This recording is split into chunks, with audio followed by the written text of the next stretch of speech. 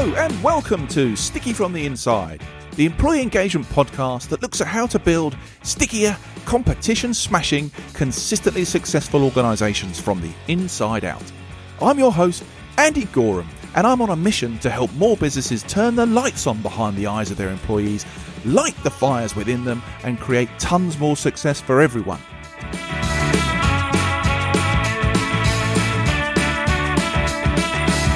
This podcast is for all those who believe that's something worth going after and would like a little help and guidance in achieving that. Each episode, we dive into the topics that can help create what I call stickier businesses. The sort of businesses where people thrive and love to work, and where more customers stay with you and recommend you to others because they love what you do and why you do it. So, if you want to take the tricky out of being sticky, listen on. Okay, it's time to make a declaration. I'm excited. I'm excited by a negative fact. Now, bear with me. The recent state of the global workforce report by Gallup suggests only 20% of the workforce is engaged at work. That means 80% of employees are sitting there watching the clock, nonplussed about actually going to work, and completely ambivalent about the job they're doing when they're there. Now, how can that get me excited? Well, for me, it has to mean that we really have to do something about that now. And the time is now, because I genuinely get a sense from listening and talking to many people that we're finally slowly coming out of all that the pandemic has thrown at us with a better perspective of what's really important, and that having a little more humanity at the core of what we do, either at work or home, matters. I really think we have a chance at creating better places to work where far more people are engaged at work in the future.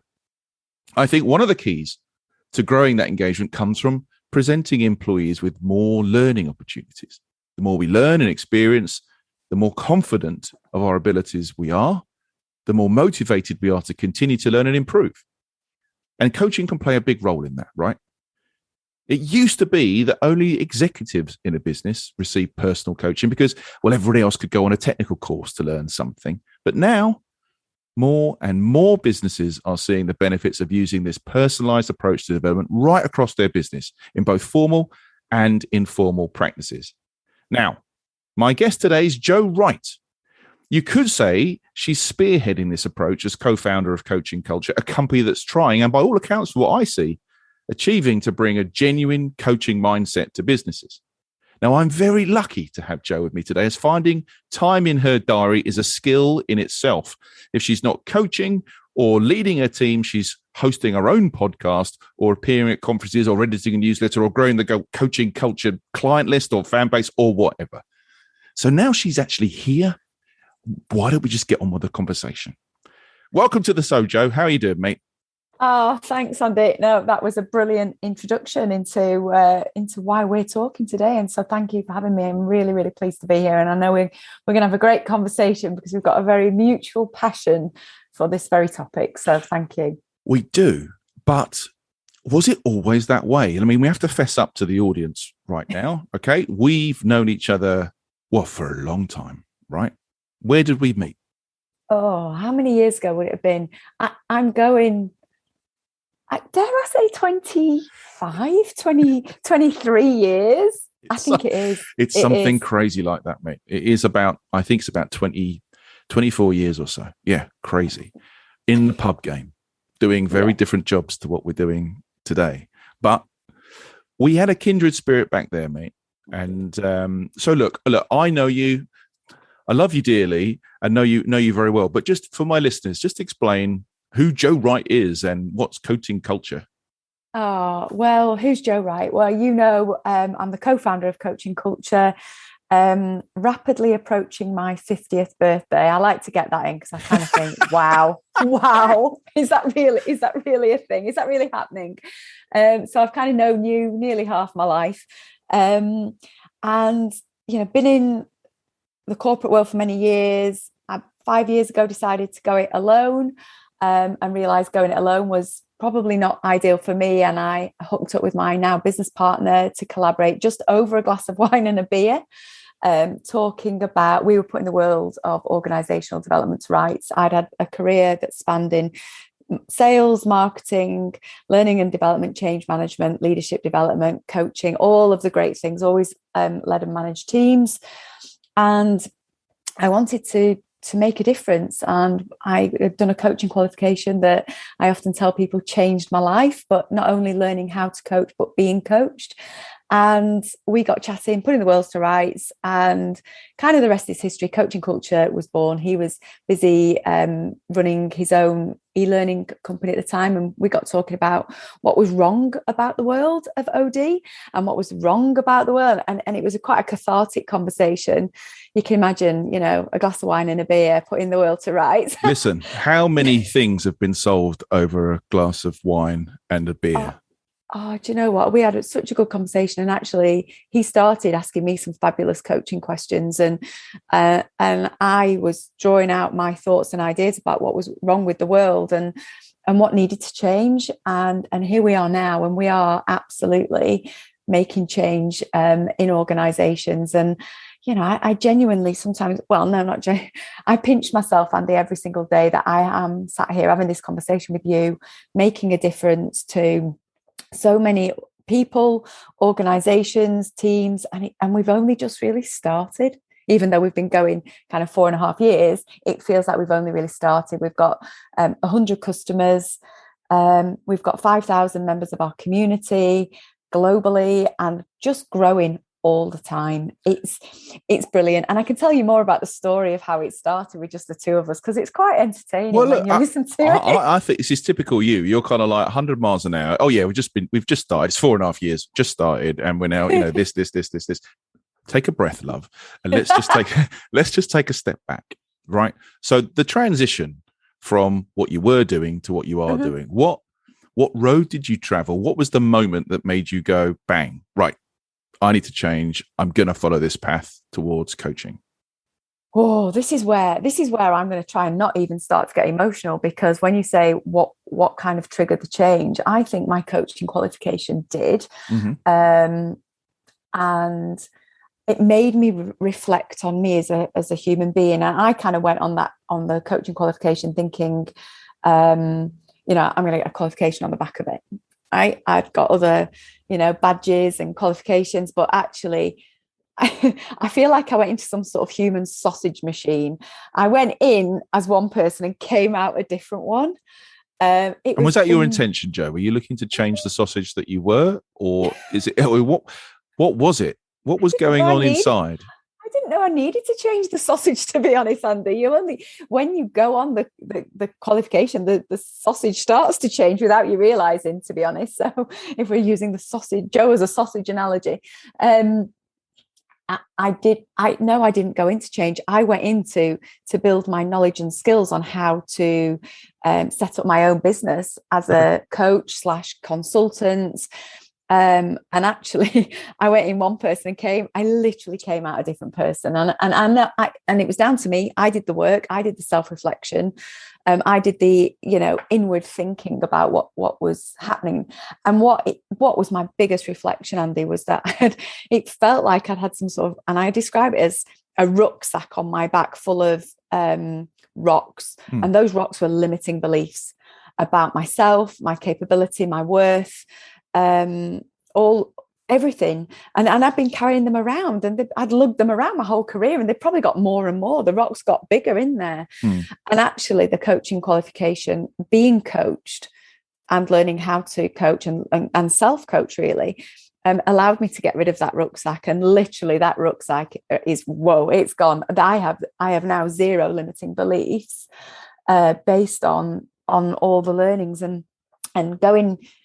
That was kind of the part. I didn't realize I needed to change, but on the back of it, I did change, and throwing myself out there into the world of self-employment and now building our own business. We're a team of 14 now. It's just been a phenomenal journey. And the epiphany, I knew I needed to go self-employed. I gave myself a year, or should I say I gave my husband a year, because I kind of went, Don't worry. Now we're getting to the truth. Yeah, come on. I'll give it a year, and if it doesn't work, I'll always go and find a job. I've worked for so many years now. I've got plenty of skills in the toolkit. I can go and get a job. And I think, I didn't just surprise my hubby. I could tell I shocked him, because I just became me, and I freed myself of everything, and I just went out and made a difference. And with my passion and energy and knowledge and skills, it all started coming together. And that's a heady combination, isn't it? Passion and knowledge, right? And will. I think it's a heady combination. Go back then to, I'm assuming was it a red wine? And or were you the beer? I don't want to make too many gender assumptions here. No, it was you were right. I was the wine. He was the beer. It was quite funny, because the conversation started. I mean, it's even more. That's only one bit of it. I actually went on a course. So Adam's my business partner. I went on a course that Adam was running on a Saturday, and this is a great little bit of story. And I was sat in a room full of entrepreneurs, and we went around the table like some sort of AA meeting, kind of introducing ourselves. And everybody's like, I do this, I run this business, I do this. And I said, I've recently just been made redundant for the first time in my career. And I got the loudest cheer of the room. And I was like looking around going, what? This is not the feedback I've been getting. I've been getting commiserations. Your life's about to end, everything from so many people in my life. And I sat in that room and I thought, I want to hang out with these people. They have got the biggest growth mindset I've ever experienced. And they were like, you are now free to go and make a difference in the world that you want to. And kind of the rest is history. And Adam and I stayed connected on Facebook. And then I can't remember, a year later, maybe. I can't remember the timings. About a year later, I think I got a message from him saying, oh, I've just moved to the village that he kept seeing me check in on Facebook. He said it was the wine kitchen where I kept checking in. I'm sure it wasn't. And it might have been. And he said, I said, oh, you've moved to the same village as me. Anyway, I just wrote back and said, are you driving a Range Rover by any chance? And he went, yes. This is beginning to sound a bit stalky, I'll be honest. I told him, I say, you stalked me. Without a shadow of a doubt, I tell him that all the time. He's like, convinced me that he hasn't. He moved next door but one to my house. No, come on. He did. So you need to challenge him whether he stalked, but yeah, he reckons he didn't. He moved next door but one, him and his family. And we just got talking about business. My husband still to this day moans about how many of his beers that Adam drank while he still moans about it. I think he'll pay him back one day. While we were talking about business and ideas, and this is where the conversation started. So he was drinking my husband's beers in our kitchen, and the world of organizational development was being put to rights while my husband was sat somewhere watching football. Okay, I now have the scene firmly emblazoned on my brain. Okay, so when you got into this conversation then, and you've talked about putting the world to rights, or putting the world of OD to rights. Yeah. So what were the standout things that you thought, this is wrong? These are the problems. These are the things I need to solve. There were two things actually, Andy, that really stuck out for me. We got chatting, and it's kind of like, and another thing. I was completing my coaching qualification, and obviously, you can tell I had these life-changing epiphanies, and I just went, it is my words, I can remember them now. It's criminal was the criminal that only professional executive coaching happens, or professional coaching happens with the execs. I was like, it's criminal. Why is everybody in the organization not being impacted by fabulous coaching qualifications? Professional coaching tends to link more to psychology and a lot deeper. A lot of self-awareness, that sort of stuff. Self-awareness. And I was like, it's criminal. It's not fair. If I'd have known some of this stuff that I now know about myself back in my 20s, would things have been different in my career? So that was one moment. And we've created a product on the back of that. And the other was, I said, organizations are focusing too much on knowledge and skills when actually it's mindset that changes behavior and creates sustainable behavior change. And coaching is that answer. Coaching is the silver bullet. It's that.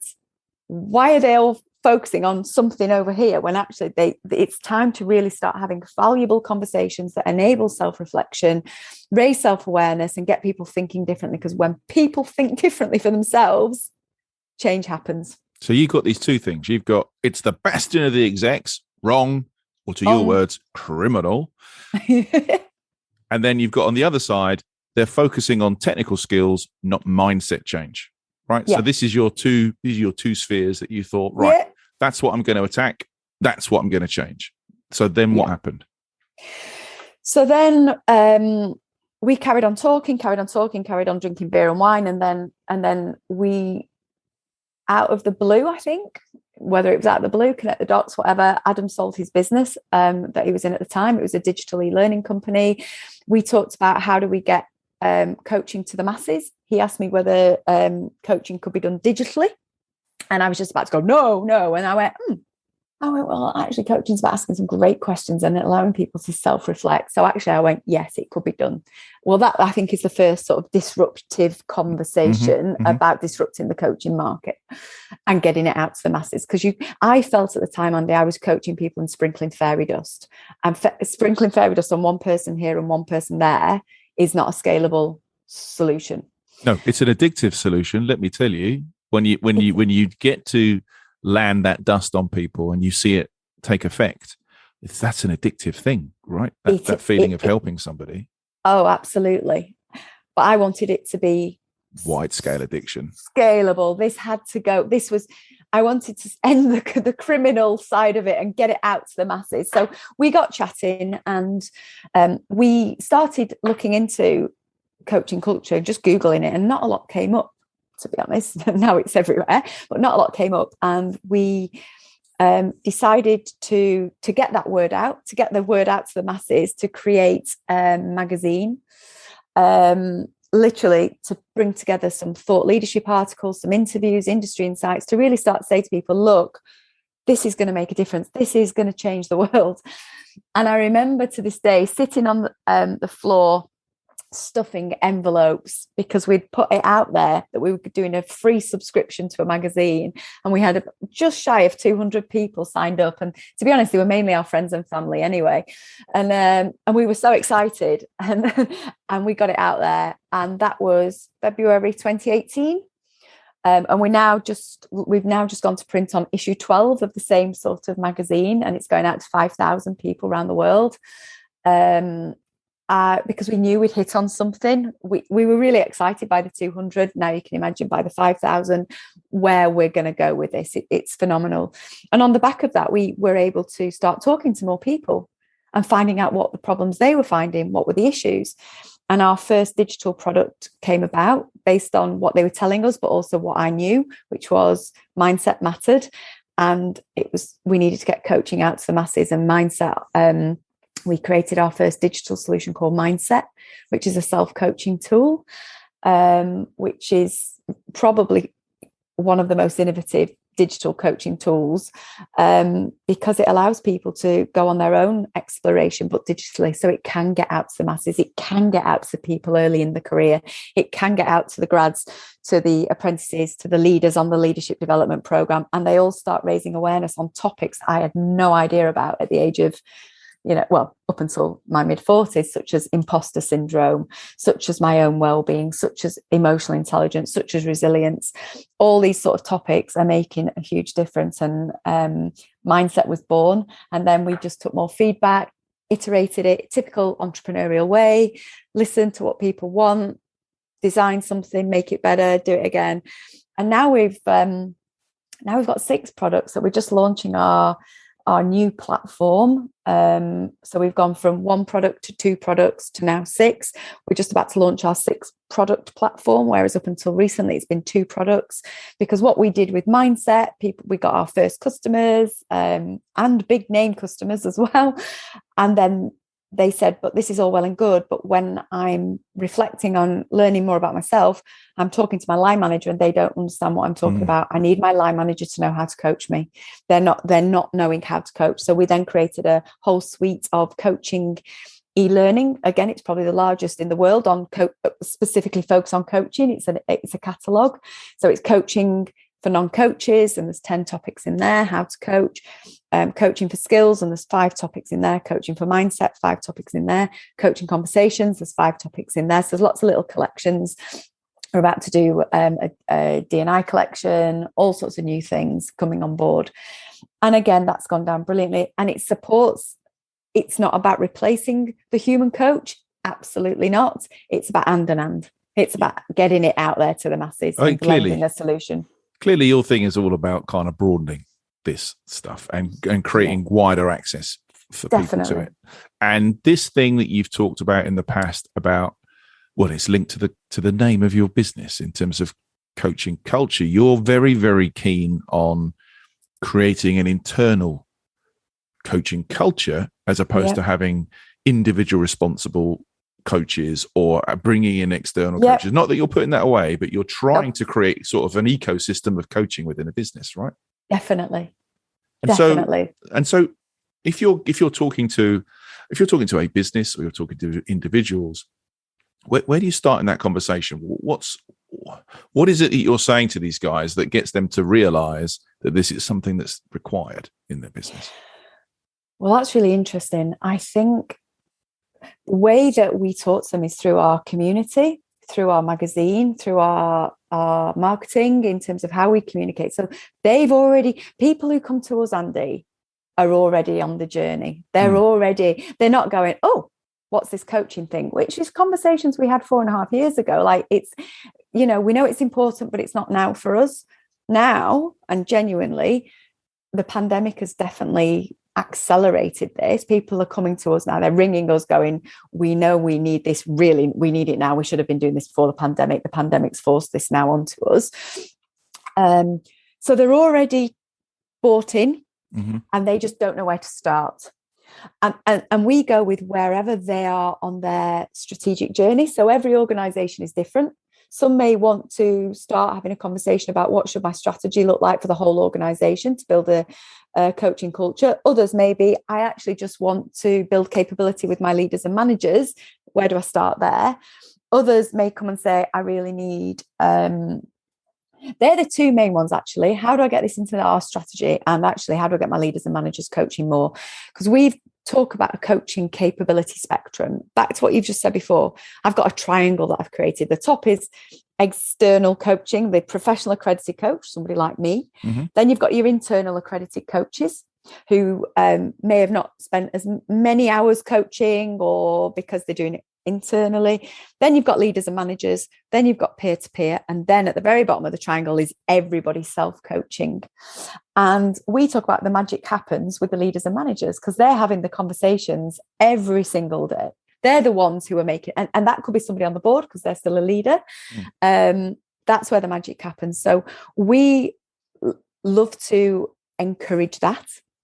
And people may go there first. So somebody once said to me, start small and go everywhere. And start small could just be doing a pilot of getting some people and seeing the difference, feeling the difference. And then they start growing and growing and growing. And then eventually, it becomes part of the organizational strategy. Others do it the other way around, which is fine. It depends where they are on their journey, like I said. So it could be you've already got an absolute advocate on the board going, we have to do this. We are working, one of our biggest customers, we work with the CEO and the board because the CEO's had a coach for many years. And he's like, I know this is the answer. This is the silver bullet. We need to change our culture and we need to be having better quality conversations. So we're working with the board, the leaders and managers, and we're seeing the journey as they go through that cultural change. I think it's interesting, isn't it? Because look, I work in a similar, not the same field, right? Engagement. So I'm frankly sick of hearing, get this, get the engagement thing, get the culture thing. It's really, really important, which we will get to as soon as we sort the numbers out, right? We'll come back to the people stuff, which infuriates me because that's just the wrong way to look at things. But how often in your line of work do you get asked the sort of question, so what's the ROI I'm going to get on coaching then? Do you know what, Andy? I am going to give you a really honest answer on that. When we first started 4.5 years ago, that question was in probably every conversation. Right. Not now. Yeah. It's it's piped down. And is that because you're established, right? So you've got a history and some case studies, right? Yeah, or is it because the mindset thing in general has changed? So I come back to that opening, right? Engagement where it is, pandemic having done what it's done, exposing us more to digital stuff, more humanity, more time for reflection, all these things. Is this just a perfect storm for you, or is it something else? I think it is that. I think I don't know whether it's because we're established now and we have case studies and we have testimonials and we have facts and figures. People are asking us less. I think it's engagement and the words that we're sending out, the messages, it's a no-brainer. And actually, how do you measure some of this? But then, equally, we can support with case studies and testimonials, but we say I've said it twice this year at conferences, both of our conferences, a culture of trust builds high performance, not the other way around. Yeah. Now, for us, a coaching culture is all about trust. It's all about honesty. It's all about feedback, and it all builds performance. Whereas if you just go for the numbers, you may lead to burnout. You may lead to stress. You may lose your best staff. You may lose your talent. It's about building the right cultural foundations, and engagement is absolutely at the heart of that to then build a performance. And I was on a live show the other day with a fabulous guy, and he's actually in an organization, and he told me that building their culture had added 6 million, he quoted, to their bottom line. They're a huge organization. And he said, and it hasn't been, we've all just focused on the numbers. We focused on our culture. He said, and we absolutely have got our own ROI, and we have to continue focusing on the culture. So I think it's actually lots of, I don't think it's about us. I think it's about the messages. I think it's about the world has woken up to, we have to do this now. We have to do this now. This will drive our performance. Yeah, look, you are preaching to the choir on this one, Jo. I mean, this is where we have a massive affinity, I think, in where we come from on this. Yes. I think it's inevitable that things have to move in this direction. Yeah. Even if you were good at it before, the need to re-engage and reassess and take stock of where your people are and what they really need to perform going forwards is applicable to everybody. Absolutely applicable to everybody right now. Absolutely. And I shared at our conference recently, I did the first introductory talk, and I talked about the vision of the future and what the world of work is going to look like, and actually our obligation to our children. Actually, this isn't just about here today and tomorrow, our employees. This is about the future. This is about creating a future that you want your kids to be proud of, that we've had a part to play in. And Accenture did a fabulous study of 9,000 people in March 2021, and they found three key factors that are going to make a difference to the world of work. One is hybrid working. So stop everybody just being forced to go to the office or just being working from home. Let's do both. 2, digital fluency. Yeah. So we need to be able to not only use digital tools, we need to be fluent in that, because we need technology to enable that said hybrid working and the way of the world now. And 3 was leading with humanity. And you know what? We were doing that before the likes of this study. And I think coaching culture, we recognized it before it kind of happened. The pandemic has kind of accelerated it. Yeah, look, it never ceases to amaze me and thrill me and upset me at the same time when I'm doing leadership development stuff, right? And you dig into the Lencioni triangle, and you start at the very bottom, and you start talking about trust ahead of results. Okay. Yeah. And bearing in mind, I'm normally in front of operators. You can hear the pennies crashing onto the floor, right? So this trust thing happens, and then you're not afraid of conflict and blah blah blah up the triangle. And yet you think about the age range of the people that I'm in front of doing this stuff. You have people in there saying, why did no one explain this to me 15, 20 years ago? I feel like I've wasted 15, 20 years of my working career doing the wrong things and having no effect, right? I mean, that's sad. How sad is that? I can give a very personal example of that. My husband, who, was a leader for many years, and he went on a leadership development program, and it changed his life. And it changed his life because he suddenly recognized it was about the transformational conversations and the building of the trust and the honesty about who are you really? No, who are you? I know you've got 2 kids and this, that, and the other, but actually what makes you who you are? And those transformational, and I saw him physically change. I mean, literally change. I saw him get quite emotional because of the conversations he was now unearthing.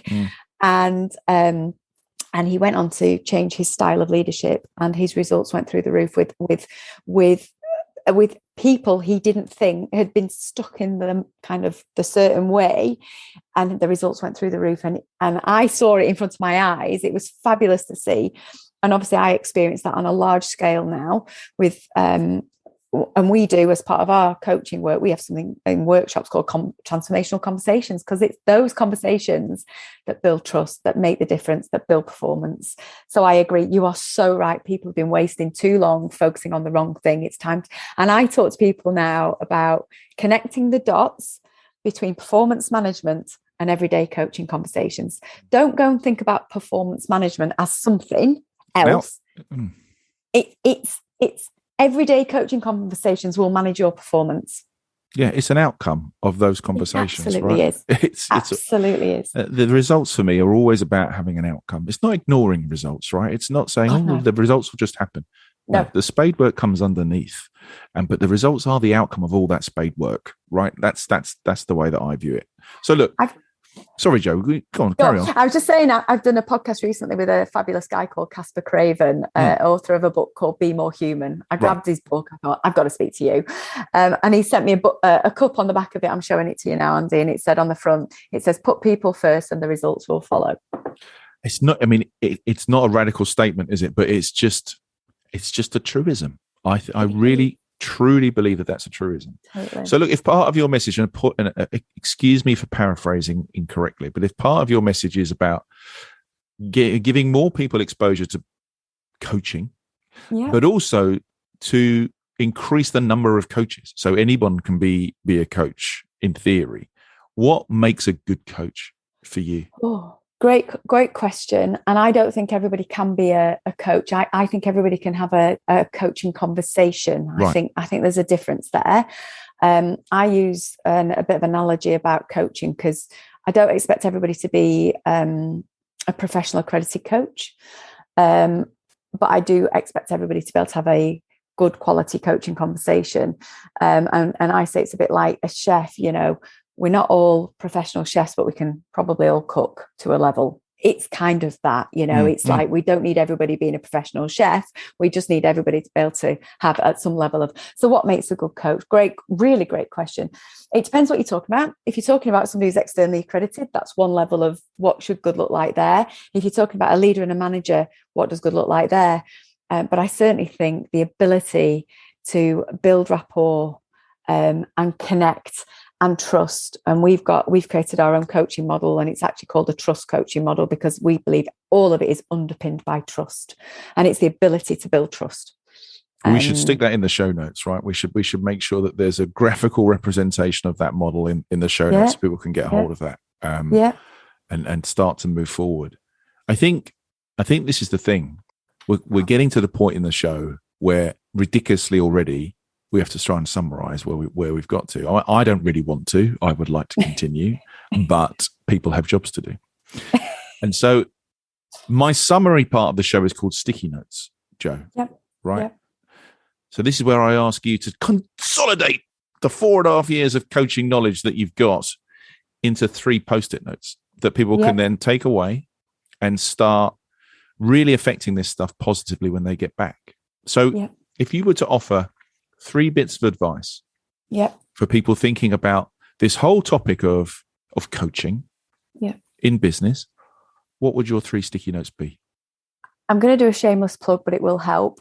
The first would be to join our community, our coaching culture community. You went there. I mean, that's brazen.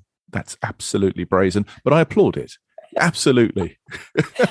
The reason I say it, Andy, is because there's so much fabulous free resources in there so it's a shameless plug, but it's a shameless plug with a heart, really, because it actually does give people loads of insight and helpful, and it supports people in this community to talk to each other and connect. So do you know what, I would say do that, number one, because there's so much resources in there, particularly our coaching culture framework, which shows people how to go about building a coaching culture.